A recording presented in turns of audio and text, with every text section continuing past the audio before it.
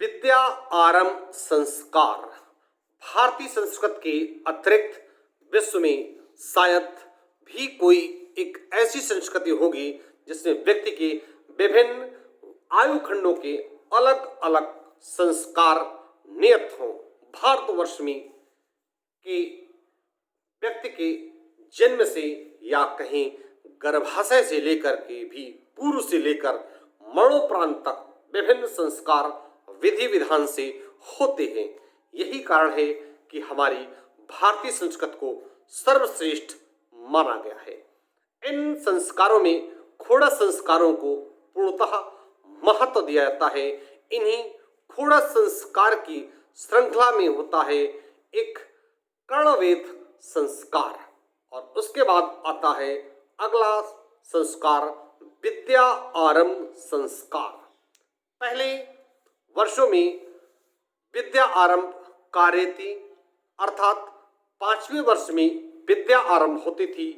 दरअसल आजकल तो 2.5-3 साल की उम्र में इसी आयु में बच्चे को प्ले ग्रुप नर्सरी इत्यादि में भेजना आरंभ कर दिया जाता है।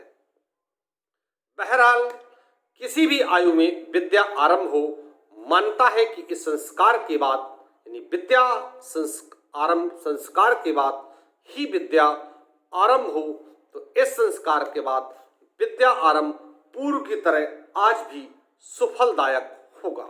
इससे आपका बेबी, आपका बच्चा निर्बाध उच्च शिक्षा ग्रहण करता है और मेधावी निकलता है। इस संस्कार में स्कूल भेजे जाने वाले दिन शुभ मुहूर्त के अनुसार तय करने के बाद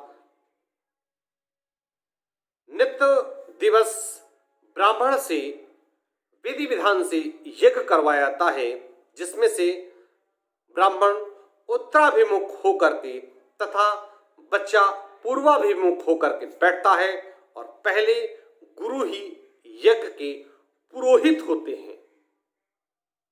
पहले भी पुरोहित ही गुरु होते थे, अतः वे यज्ञ की पर बैठ करके पाटी पर कुमकुम डाल के बच्चों को उंगली से ओम नमः सिद्धम, ओम गणेशाय नमः, ओम सरस्वती नमः इत्यादि मंत्र लिखवाते थे। तत्पश्चात बच्चे को गिनती, शब्द रूपी अष्टाध्यायी आदि मौखिक रूप से कंठस्थ कराए जाते थे। इससे पूर्व गुरुजी को माला पहना करके पूजन किया जाता था और अपनी सामर्थ्य के अनुसार दक्षिणा भेंट की जाती थी और गणेश जी के प्रसाद के रूप में लड्डू वितरित किए जाते थे। वर्तमान में परिपाटी बदलने के बावजूद यज्ञ पर पाटी पर कुमकुम डालकर बच्चे की उंगली से उक्त मंत्र लिखवाने के बाद ही विद्यालय भेजना चाहिए और निश्चित रूप से आप देखेंगे, आशा ही नहीं बल्कि पूर्ण विश्वास है कि आप ऐसा करेंगे और यदि आप करेंगे तो आपके बच्चे अनंत यशस्वी, कीर्तिमान और उच्च शिक्षा प्राप्त करेंगे। मैं कानपुर से पंडित दीपक पांडे, ज्योतिषाचार्य 9305 360 382।